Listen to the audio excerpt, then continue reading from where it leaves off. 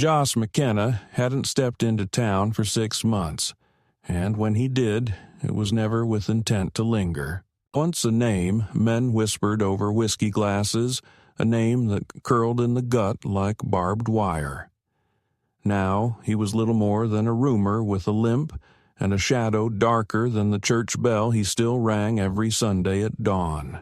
The town of Mercy Ridge had long learned not to ask why a man who had spilled so much blood now lived inside a crumbling adobe church, surrounded by silence, dust, and the 3 dying horses he refused to sell or shoot.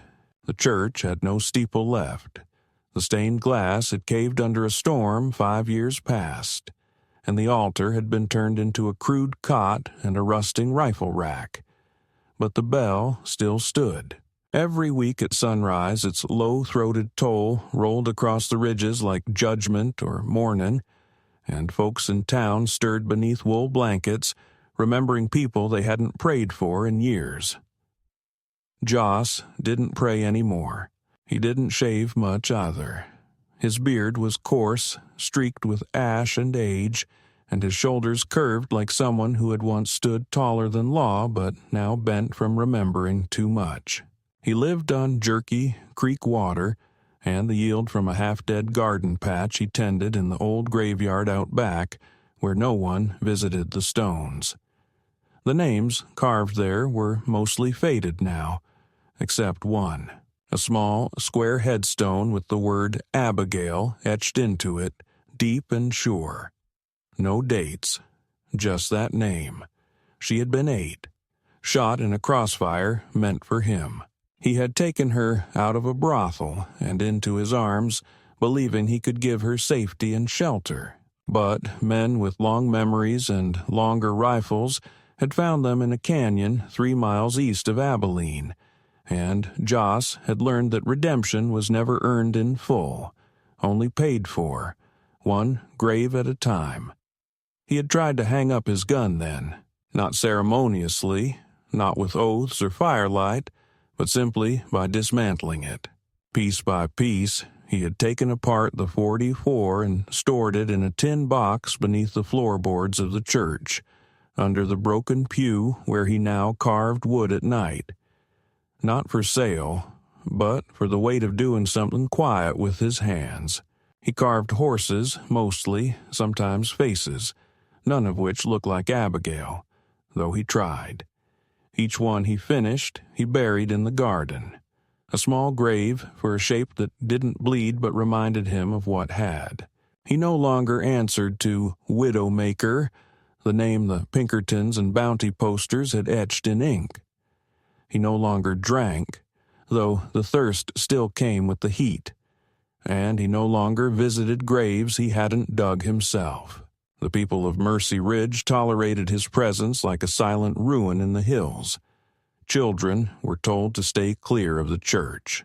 Women crossed the street when he came into town, and even the sheriff, a tired man with one good eye and 2 missing fingers, didn't push past a nod. Joss never caused trouble. He bought flour once a month, salt, tobacco for trade, medicine when needed. He never looked anyone in the eye unless it was to test if they would flinch. Most did. They remembered the stories. The way he'd killed 5 men in one night over a stolen horse. The duel in San Marcos that left blood seeping through the boards of the saloon for days. The time he took a bullet through the lung and still walked 3 miles to hang the man who fired it. Mercy Ridge hadn't forgotten. But it had learned that even a broken dog can still bite. And so long as Joss kept to his ghosts, they let him be. But what they didn't see, the part no one whispered, was what Joss did in that church when night fell. How he lit a single candle, not for light, but ritual, and read the same line of the same psalms every night without fail. For thou hast delivered my soul from death, mine eyes from tears, and my feet from falling. He read it not because he believed it, but because he didn't. Because if he could speak it enough, Maybe one day the words would feel less like blasphemy and more like apology. Sometimes he dreamed of fire. Not the kind that burns flesh, but the kind that comes from gunpowder, grief, and choices made too late. In those dreams, Abigail never speaks. She just looks at him, always bleeding from the mouth, always holding a wooden horse, and walks away into a smoke that smells like sulfur and guilt.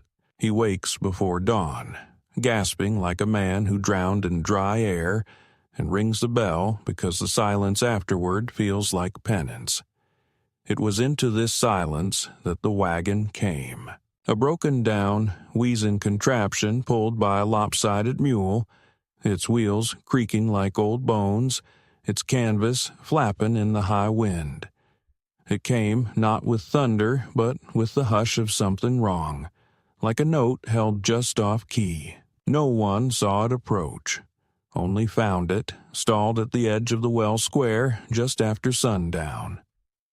The mule was dead, its tongue thick and dry. Inside, a woman lay half-conscious, her arms wrapped around a bundle swaddled in tar-stained cloth. Blood soaked her shirt. One hand gripped the handle of a butcher's knife. Her eyes opened once, sharp, dark, and full of something unreadable, and then she passed out cold. The sheriff was called. A few townsfolk gathered, murmuring, already inventing stories. Whore from Tucson, escaped convict, runaway slave. No one touched her. The bundle whimpered once, a thin, cracking sound, and fell silent.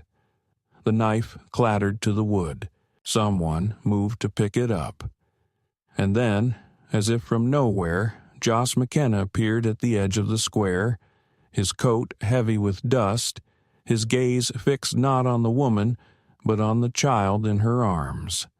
He said nothing, walked forward, lifted the bundle with surprising gentleness, tucked it beneath his coat, then turned to the sheriff and said, "She rides with me now."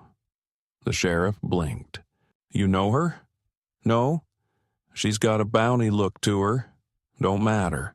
What if she's trouble? She already is." And that was all. No further questions. No permission sought. Joss lifted her into his arms like she weighed nothing, though blood soaked through to his chest. The crowd parted like dust before a storm. He didn't stop until he reached the church, and when the door closed behind him, it was not just wood that sealed, but something else, something sharp and final. Inside, he laid her down on the altar, now more blood-stained than sacred. The baby, if it was a baby, did not cry again. Just looked up at him, eyes wide, mouth slightly open, as if studying the lines of his face for meaning. Joss did not smile. He did not speak, but he reached out a calloused finger, touched the child's forehead gently, and whispered, "You don't know what you've done, do you?" The wind picked up outside.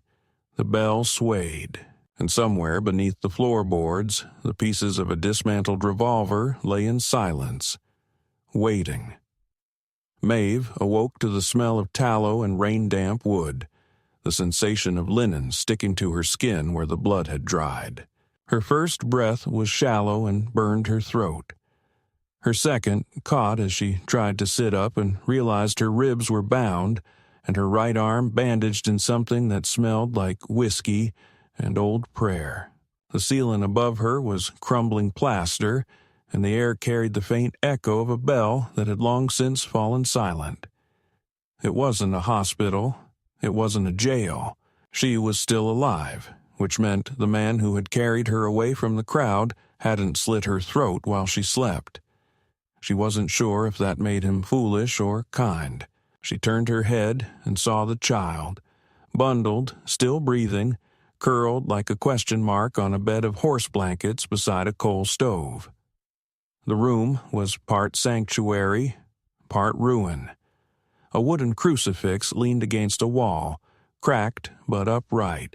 Candles burned low on mismatched shelves. A rifle lay disassembled on the far bench, its parts cleaned and neatly wrapped in oiled cloth. And behind it all, seated in a wooden chair as still as bone, was the man. He hadn't shaved. His coat was still on. His hands were folded, fingers dark with soot and old scars. His eyes, when they met hers, were neither warm nor cold. They simply observed, as if cataloging her breath, the tension in her shoulders, the curl of her fingers as they drifted toward the knife she no longer had. He didn't speak. Neither did she, but in the silence stretched something taut, something real. Finally, she shifted, gritted her teeth, and said, "I don't know your name." "You weren't asking," he replied. "I am now." He didn't move. McKenna. She looked at the child, then back at him. "You're not gonna ask mine? I figure if you keep breathing, you'll offer it." A beat passed. Maeve. He gave a nod like he'd heard it before, like it wasn't a name at all but a warning. The baby stirred then, a soft hiccup of hunger that turned quickly into a rising cry. Maeve moved to get up but winced. McKenna rose without a word, scooped the child up with the practiced ease of a man who had done it before, and brought him to her. She took him carefully, adjusted her grip, and began to feed from a battered tin bottle wrapped in cloth. "He yours?" McKenna asked, not accusing, not soft. She didn't look up. "He is now." He didn't ask what that meant, and she didn't explain. He waited, though, and after a moment she gave him more. "I took him 2 days ago from a place called Blackbriar Farm, south of Denver." His jaw twitched slightly, but his expression didn't change. She continued. "There were 4 others, babies, toddlers, all kept sedated, fed just enough to survive. I only got this one out." "What were they kept for?" She met his eyes then. "To disappear, for the right buyer. Men who want children, who can't remember names or faces." The bell outside swayed in the wind. McKenna didn't speak. He crossed the room, poured water from a rusted pitcher into a clay cup, and handed it to her. She drank slowly, her throat raw, her hand shaking. The baby whimpered against her chest, then settled. "I was a Pinkerton," she said after a long pause.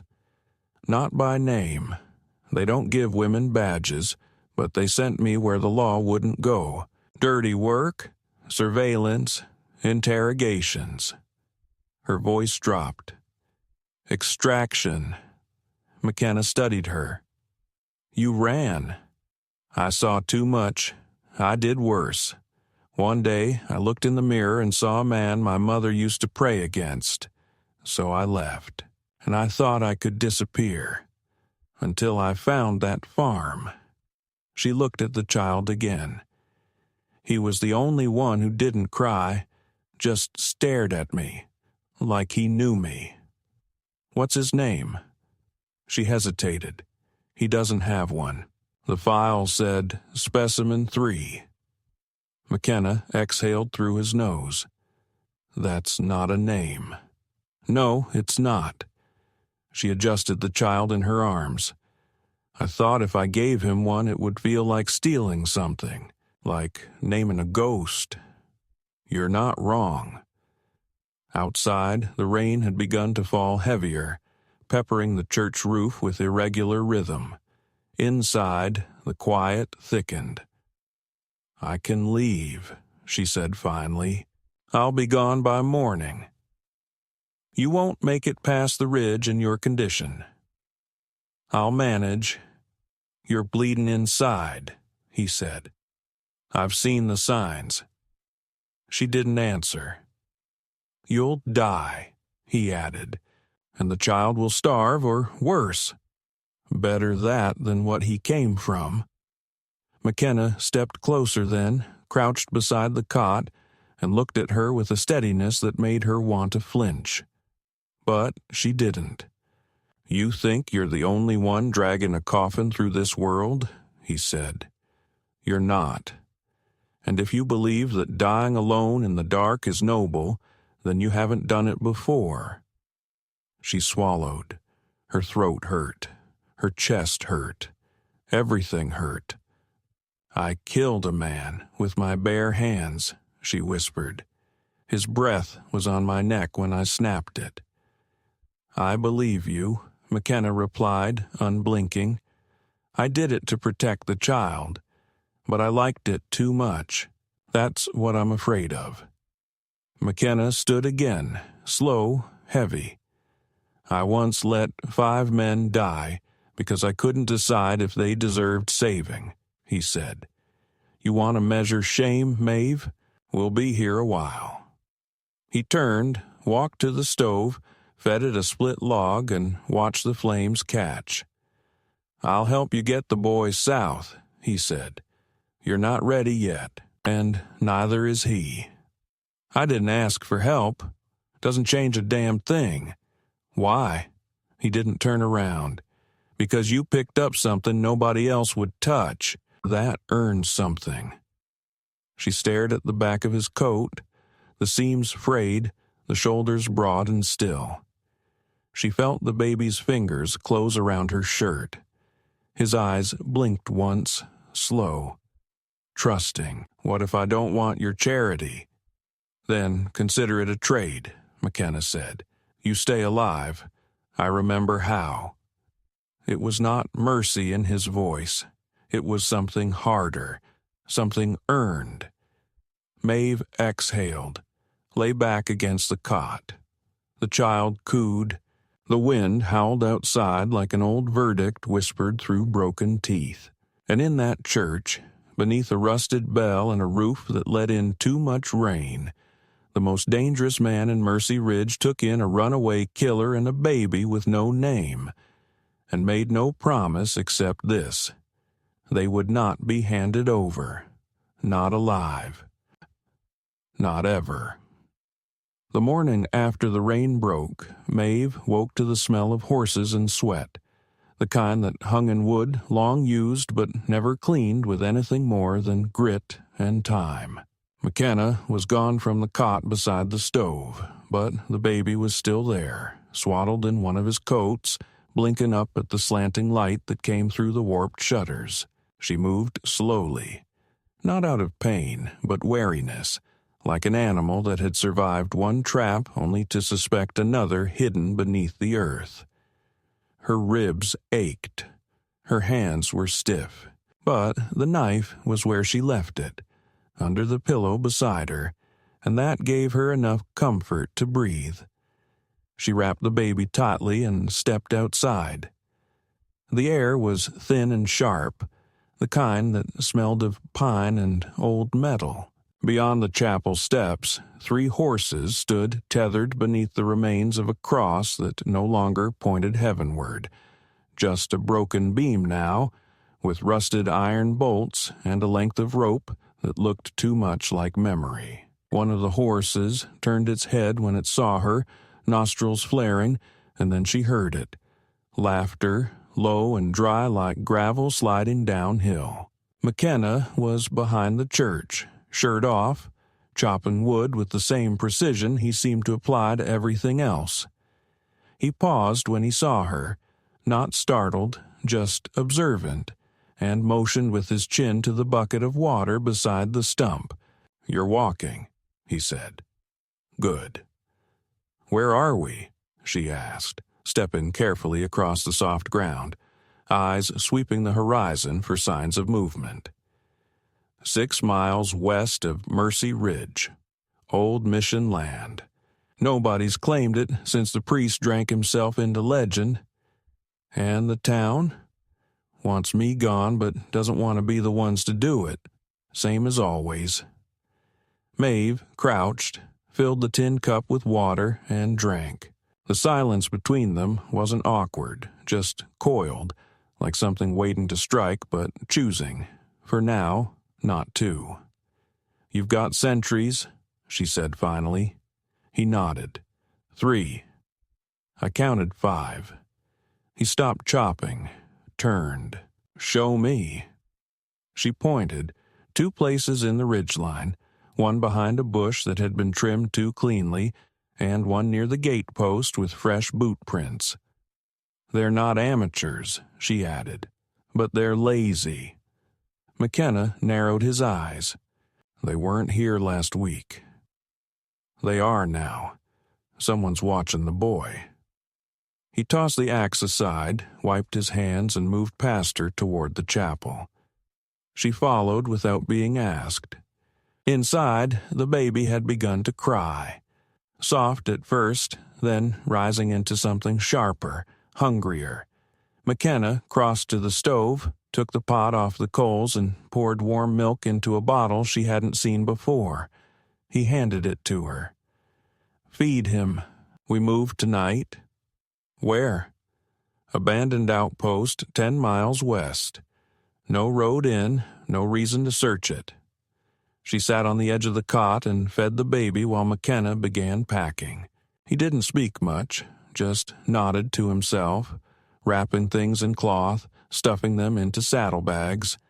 Every movement efficient. No wasted motion. She watched him and hated him a little for it. How easy he made survival look. But then she noticed the way his hands trembled when he folded the blanket with the bloodstain she had left. How his jaw tightened when he glanced at the small pile of wood figurines on the shelf, all unfinished. She wondered if he even remembered carving them. They left at dusk. McKenna carried the child in a sling across his chest, and Maeve rode behind him on the same horse, her legs barely strong enough to grip, her fingers curled around his belt, not for intimacy but to keep from sliding off. The wind howled across the plains, and somewhere behind them she swore she heard a dog bark once, sharply, then fall silent. They didn't speak for hours, riding through darkness broken only by the pale gleam of moonlight on stone. The outpost was as ruined as he had promised. An old cavalry station half buried in dust, its walls broken, roof collapsed in 2 places, but the cellar intact. They made camp there, quiet and low. McKenna dug a trench for smoke, cooked jerky and beans without flare, and made no fire that could be seen from the ridge. The child slept in Maeve's arms, face pressed to her chest, and for a while she allowed herself to believe in the pause. Not safety, not peace, just pause. But it didn't last. Just before dawn, she heard it, the crunch of footsteps above, deliberate and heavy. Not a scout, not a drifter, someone coming with intent. She was on her feet before the man reached the stairs, her knife drawn, eyes adjusted to the dark. McKenna wasn't far behind her, pistol in hand, silent as a shadow. The man appeared at the top of the steps, rifle slung casually over his shoulder, long coat dusted with travel. He smiled when he saw them. "Thought I might find you here," he said, voice like oil on steel. Maeve's jaw clenched. "Greaves. Well, now, you do remember." He took a slow step down. "Pinkerton still teach you to kill or just run these days?" McKenna raised the gun. "Next step's your last." Greaves looked at him, eyes sharp. "You must be the gunman." "Depends who's asking." "Someone who wants the boy alive. You can keep the girl. Hell, take her south, take her west, take her straight to hell for all I care. But the kid comes with me." "No," Maeve said. Greaves sighed. "I thought you were smarter. This ain't personal, Maeve. It is now." McKenna fired. The bullet took Greaves in the shoulder, spinning him back against the wall. He screamed, fired once blindly, then bolted up the steps. McKenna was after him, fast and low, but Maeve grabbed his arm. "Don't." That was a warning. The next team won't knock. They packed in 10 minutes, left blood on the floor and heat in their boots. Maeve carried the child this time, and McKenna watched the ridge every 15 seconds, checking for the flicker of scope glass or the twitch of brush. They didn't sleep that day. They rode until Maeve felt the child grow cold in her arms and forced McKenna to stop. They camped in a dry wash, hidden from above, and built no fire. Later that night, as the stars pressed close and the world held its breath, McKenna said, "He came for you." "No, he came for the boy, but he knew your name." She didn't answer. He tried again. "You knew him from before?" "We worked a job together in Montana, smuggling. I didn't ask questions back then. He did things I didn't stop. That's on me." McKenna looked at her.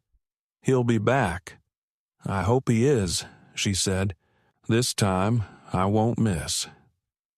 They were silent a long while. Then she said, "You don't ask who the boy really is. I figure you'll tell me if it matters. He's not just a witness. He's the son of a man who burned down 3 towns for mining rights. A man who owns a quarter of the West Rail Line and keeps senators in his back pocket." McKenna nodded slowly. "And he's a loose thread. He's a threat to the kind of men who don't believe in hell because they think they already run it." He looked at the baby, curled in the blankets, mouth open, breathing slow. "So we ride." "Yes. For how long?" "Until he's old enough to shoot back." He didn't smile, but he touched the hilt of his knife like a promise and said, "Then we'd best teach him right." The stars above them shimmered like ghosts that had never been born, and somewhere far to the east the train lines stretched like veins through the dark, feeding a machine that had forgotten it was made of men. They would come again. Maeve knew that. McKenna did too. But for now, there was distance, and the child still slept. And somewhere, back in the church, a broken bell waited for its next toll. The desert changed in the second week. The wind stopped blowing like a threat and began to hum low over the rocks, as if the land itself were watching, listening. The heat no longer felt like an enemy, just a constant presence, pressing against their backs as they rode farther from maps and deeper into something they didn't name.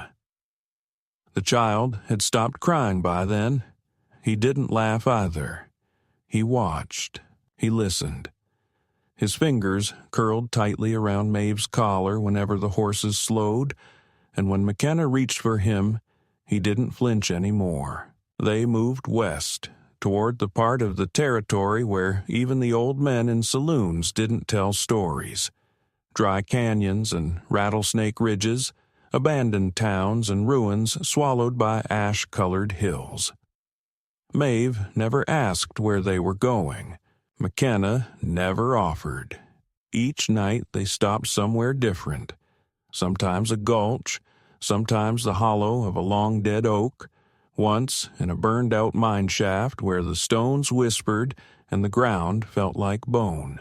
They didn't speak of plans, just watched the sky and listened for riders. The silence between them had changed. It no longer felt like tension. It felt like agreement, unspoken, mutual, and ironclad. It was in one of those canyons, deep, narrow, shielded on 3 sides by cliffs and shadow, that the storm came. Not rain, not lightning, the kind of storm that moves beneath the ground, builds slow in the chest, and strikes without thunder. It began when McKenna spotted smoke in the distance, too thin for a campfire, too wide for a chimney. He didn't say anything at first, just narrowed his eyes and changed direction. Maeve followed without question. They rode fast, the baby between them in a sling wrapped against her chest, and by the time they crested the final ridge, they saw what remained of a caravan. 4 wagons burned. The 5th was overturned. Horses gone. No bodies, just blood. Drag marks. The kind that ended in empty space, as if the earth had opened and swallowed whoever had screamed there. Maeve dismounted first. She moved like someone who had seen this before. She didn't cry, didn't gasp. She crouched near the second wagon, touched the blackened edge of the wheel, then followed the marks into the brush. McKenna stood at the edge of the clearing, rifle across his back, face unreadable. Raiders? She shook her head. Too clean. He studied her. You know what this is. I do. He didn't press. He watched as she found what she'd expected, an iron stake in the ground, hammered deep, rusted, a chain still attached, torn free. This was a transfer, she said. Not supplies, people. McKenna looked at the ash, then at her. Children? She nodded once. They made camp nearby that night, not for safety, but for necessity. The horses were tired, and the child needed rest. Maeve fed him by the firelight, while McKenna sat a little apart, carving something into a flat piece of driftwood with his knife. He hadn't spoken in hours. She watched him over the flame. I saw a girl once, she said, voice low, back when I still worked for them. They kept her in a basement under a warehouse in San Pedro. She'd gone blind from darkness. Her hands were raw from clawing at the walls. She used to sing, something soft in a language I didn't know. She sang while they loaded the others. McKenna looked up, his hands stilling. I went back for her after I quit, Maeve continued. She wasn't there, just a collar, brass, no name. The fire cracked between them. I hear her sometimes, Maeve said. In dreams, that voice. It doesn't stop. McKenna nodded slowly. I hear mine, too. They didn't need to explain further. The night was thick enough with the things they didn't say. At dawn, they buried what they found. Small bones scattered near the dry riverbed, too light for deer, too small for anything but truth. McKenna carved a single plank and pressed it into the dirt. You think God's watching? She asked. I think he stopped looking west a long time ago. They rode on in silence, not toward a destination, but away from memory. But 3 days later, memory caught up. They were passing through an old copper mining town, long abandoned, its buildings hollowed by wind and fire, when they heard the gunshot. A single, sharp crack, followed by a scream. McKenna dismounted instantly, rifle in hand, and motioned Maeve to stay low. But she was already moving, baby tight to her chest, knife at her side. They found the girl behind the storehouse, no older than 13, face swollen, mouth bloodied, eyes wide with fear. 2 men stood over her, one holding a revolver, the other laughing, boots stained with blood. When they saw McKenna, they grinned. Didn't know this road was claimed. The taller one said, We're just passing through. You're done, McKenna said flatly. Oh, that's so? The second man never finished his smirk. Maeve's knife took him in the side of the neck, fast and deep. He dropped without a sound. The other raised his gun, but McKenna didn't give him the chance. One shot, center mass. The girl didn't scream again. She just looked at them, shaking, hands curled into fists. Maeve knelt, tried to speak, but the girl pushed her away. "No more," the girl whispered. "Just no more."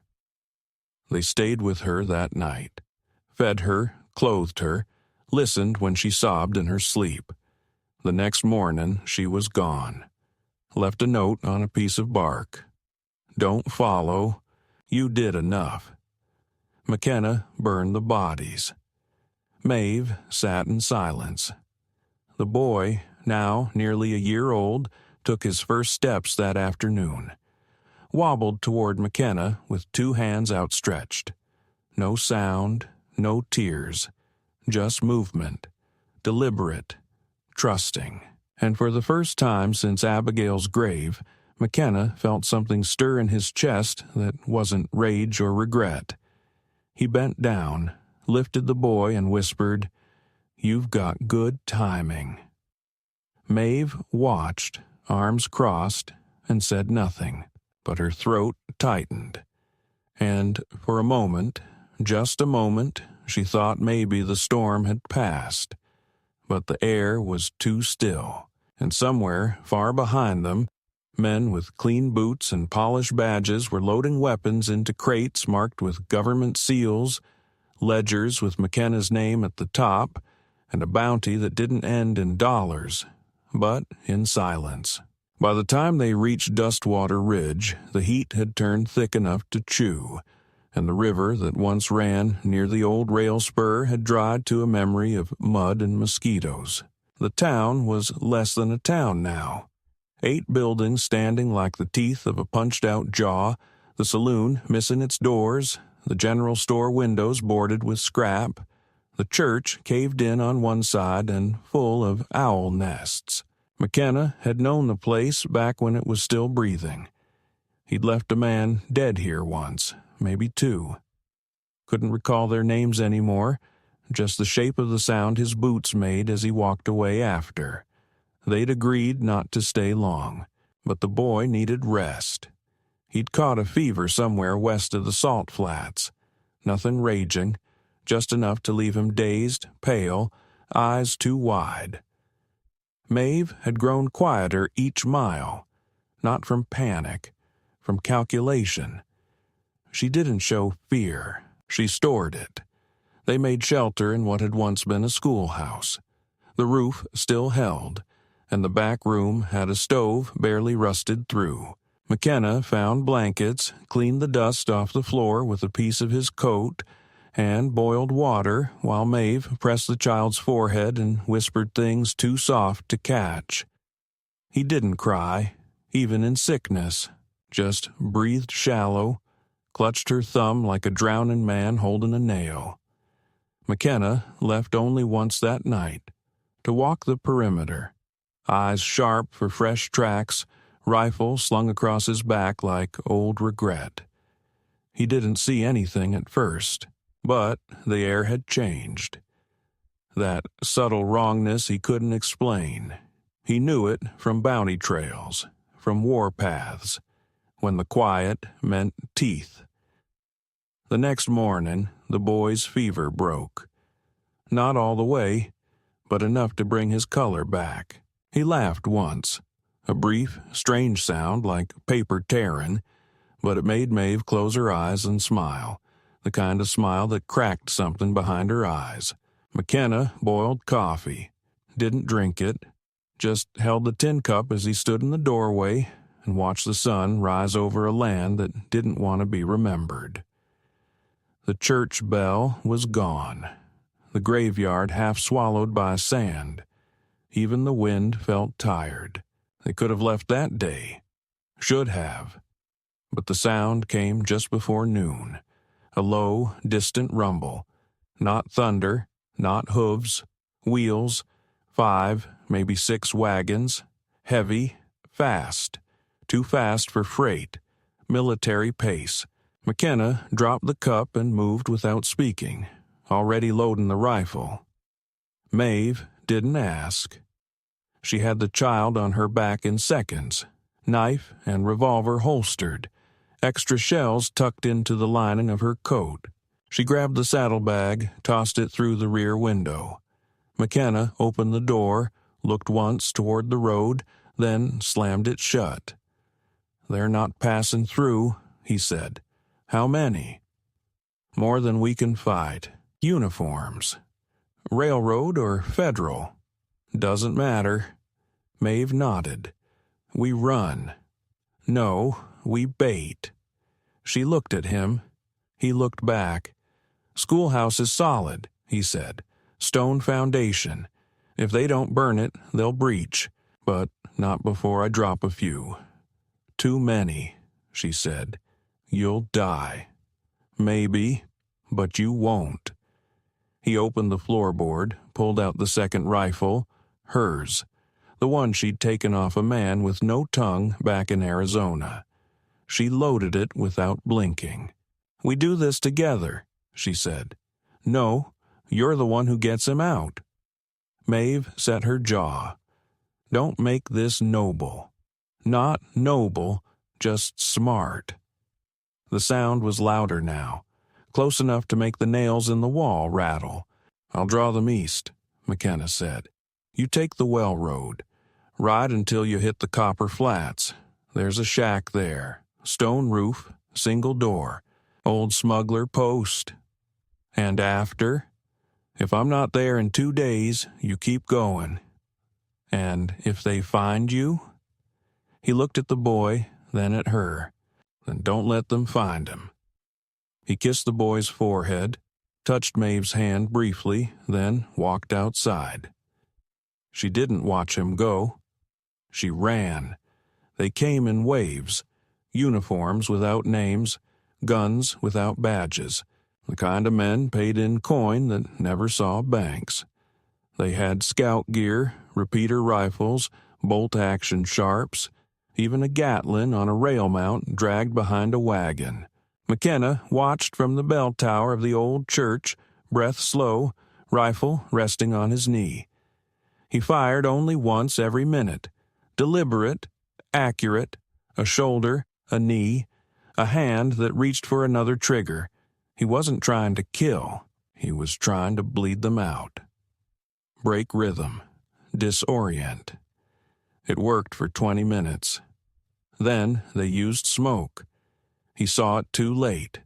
2 canisters rolled into the schoolhouse yard. Thick, white, acrid. His angle blurred. He coughed, choked, dropped to one knee.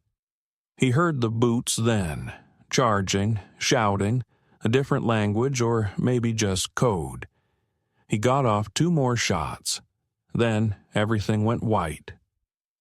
Maeve didn't stop riding until the horse collapsed beneath her. She rolled free, child cradled in her arms, and didn't look back. Her lungs were fire, her legs numb. But she kept moving, now on foot, half dragging, half carrying the child toward the landmark McKenna had mentioned. An iron tree stump, hollowed by lightning, shaped like a claw. She found it by dusk. The shack wasn't far. It was real, roof intact, hidden by stone. She collapsed inside it, bolted the door, and cried. The boy stirred, feverish again. She tore cloth, soaked it, whispered his name, though he didn't have one. "Hold on," she murmured. "Hold on, you little bastard, you stubborn miracle." He blinked once, smiled, faintly, then vomited blood. Maeve didn't sleep that night. She cleaned him, cooled him, held him upright so he could breathe. In the dark, she felt something else crack. Not fear, not sorrow, resolve. The next morning, she took the revolver, loaded every chamber, and set it on the table. Then she wrote a note on the back of a wanted poster. 5 words. "He dies, we all do." She tied it to the boy's boot, just in case. And then she rode back. It was dusk by the time she reached Dustwater again. Smoke still drifted. The schoolhouse was gutted. McKenna's rifle lay broken beside the well, blood on the stones, no body. She found him in the church, alive, barely, tied to the altar, hands broken, face beaten, but breathing. 2 men stood nearby, one she recognized. The lawyer, clean suit, wire-rimmed glasses. The other wore no insignia but carried a book too small for scripture and too heavy for law. They looked up when she entered, gun raised. "Well," the lawyer said, smiling thinly, "the feral dog returns." Maeve shot him in the knee. The other man moved fast, training clear, but she was faster. 2 shots to the chest. He staggered, fell. She stepped over him. McKenna groaned. She cut his bonds. He didn't speak, just looked at her, one eye swollen shut, and whispered, "Did you run?" "No." "You should have." "I never learned how." He coughed, spat blood. The boy. Alive. His hand reached for hers. She took it. Behind them, the fire caught again, and they didn't move. Not until they were sure the worst had passed. Not until they knew the real fight hadn't even started. They came at twilight, when the desert sky turned the color of old wounds and the wind started to whisper the names of men who never came home. Maeve had spent the afternoon pacing the floor of the old stone hideout. The boy quiet in his sleep, his fever finally broken, though his breaths were still shallow, each one like a coin dropped in the silence. McKenna had not returned. It had been 2 days. Not one to waste time on hope, Maeve had begun planning for the worst by the first night. She cleaned her rifle, checked the remaining ammunition, boiled strips of jerky into something soft enough for the child to chew, and rearranged every object in the cabin 3 times to make sure she could find anything blind, in the dark, if it came to that. Still, she left the lantern off. The less that saw them, the better.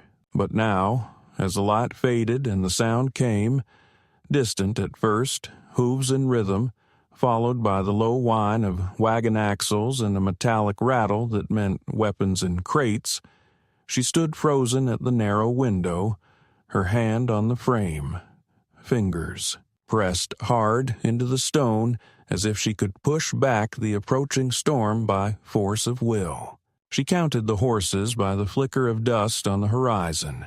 5, no, 6 riders, and one larger shape behind them.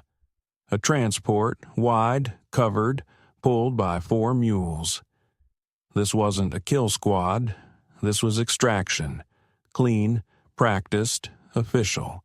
They weren't hunting her anymore. They were here to erase everything. She didn't have time to move McKenna. She didn't even know if he was alive. She'd left him bleeding in dust water, barely able to hold a weapon, and now the people coming down that ridge would be the kind that finished the job, made it look tidy. Government, private sector, railroad men with badges forged in smoke and ink, bought loyalty, and no public oversight. She didn't know the names, but she knew the silence they left behind. She checked her weapon once more. Then she moved to the boy, wrapped him in cloth, kissed his forehead, and slid him gently into the root cellar beneath the floorboards. He whimpered, but didn't cry. She'd taught him that, taught him silence before he'd spoken a word. She replaced the plank, covered it with a rug, and sat back against the wall, rifle balanced across her knees, body rigid but breath slow. When they came, she would be ready. They arrived at dusk. No attempt at stealth. That told her everything. The first man through the door wore a flat gray coat and carried a sidearm still warm from oil. He raised a hand when he saw her, palm open, friendly, the kind of gesture used by people who'd never earned it. "Maeve Cavanaugh," he said, voice smooth, educated, practiced. "I assume you know why we're here?" She didn't answer, didn't move. He stepped further into the room, gestured to the men outside, and they held position. "You have something that doesn't belong to you. We're here to retrieve it. No one needs to get hurt." She tilted her head, just slightly. "He's not cargo." The man sighed, removed his hat, placed it neatly on the table like he planned to stay a while. "You're a capable woman. You've eluded every team we sent, even wounded one of our best. You're not ordinary, I'll give you that. But this is bigger than you. That child represents a liability to men who do not tolerate loose ends." "I've killed men for calling him that," she said softly. "And we've buried women who thought sentiment was armor," he replied. "You want to die here? Fine, but you won't take him with you." That was when the second man entered. Tall, scarred, eyes cold. She recognized him. He didn't wear a badge now, but he had once. Greaves, her former partner, the one she'd left for dead in a canyon in Nevada after he sold 6 children to a rail official for land rights. He smiled when he saw her. "Didn't expect you to make it this far. Didn't expect you to live after last time. Guess we're both surprises." He looked around the room, then down at the floor. "Where is he?" She didn't answer. He stepped forward. That was her line. She raised the rifle and fired. Greaves went down screaming, blood blooming from his thigh. The first man dove, shouted something into a radio, and the air outside exploded into movement. Footsteps, shouts, orders. Maeve dropped low, rolled behind the table, and fired twice more. One shot hit wood, the other hit bone. Someone screamed outside. The window shattered. Return fire ripped through the doorway. She crawled to the boy's hiding place, laid flat across it, and shot blindly back. It was over fast. They didn't want to burn the place. They wanted the asset. That made them careless. That gave her just enough time to aim. 3 men dead before they pulled back. But they didn't retreat. They regrouped. She heard them planning, calmly, the way professionals did. Next time, they'd use gas. Flash powder. Force without fire. They'd come in 10 seconds flat and be gone with the child. So she made a decision. She opened the cellar door, pulled the boy out, wrapped him to her chest, and whispered in his ear, "You run. You run hard, and you don't stop." Then she placed him in the saddle of McKenna's old horse, half lame but fast downhill, and slapped it hard. The boy didn't cry, didn't look back. Then she turned, picked up the last stick of dynamite they'd stolen months ago, lit it, and stepped into the center of the room. The door blew open. The first man raised his hands. Too late. She threw. The blast lifted the roof, tore the world in half. And in the hills behind them, a horse rode fast and low, carrying the only piece of innocence left unbroken. The boy was found 3 days later by a rancher named Elroy Tate, who lived 20 miles west of the blast site with 2 dogs and a wife who hadn't spoken since the war. The horse came limping into their yard at dawn, foam caked at its mouth, the reins dragging through sand like a severed nerve. The child was lashed to the saddle with torn cloth and rope, arms tucked, face hidden under a frayed piece of an old army coat. He didn't make a sound, just stared as Elroy approached, calm, eyes wide and too knowing for his age. Elroy's hands trembled as he untied him. He'd delivered calves that struggled more. The boy clutched something in his hand, a wooden horse, small, roughly carved, the shape worn down by fingers. They took him in, fed him, clothed him, wrapped him in clean blankets, and prayed without asking to whom. When the first officials arrived, men in crisp coats with vague credentials and smooth voices, Elroy told them nothing. Said he'd found a calf in the hills and didn't know what a boy looked like. The men searched the house, the barn, the shed, didn't find the cellar, never saw the horse again. They left, unsatisfied but constrained by a line they couldn't cross without papers that would never come. And so the boy stayed. He didn't speak for weeks, but he listened, he watched, and slowly, over time, he began to help. First with the goats, then with the fence, then with the ledger where Elroy tracked shipments from the supply train that passed through once a month. He learned to mend things. Leather, wire, cracked hearts. The silence never left him, not fully, but it grew into something else, something steady. He didn't cry, he didn't laugh, but sometimes, when the wind changed, he would stand by the edge of the pasture and whisper something under his breath. And Elroy swore it wasn't in English, swore it wasn't anything a boy should know. Years passed. The West changed. Tracks were laid, towns rose and collapsed. Men who once ruled by gun now ruled by contract and land deed. Mercy Ridge became a coal station. Dustwater was wiped off maps, and the church where the widowmaker once lived was finally razed to make way for a telegraph post that never stayed staffed.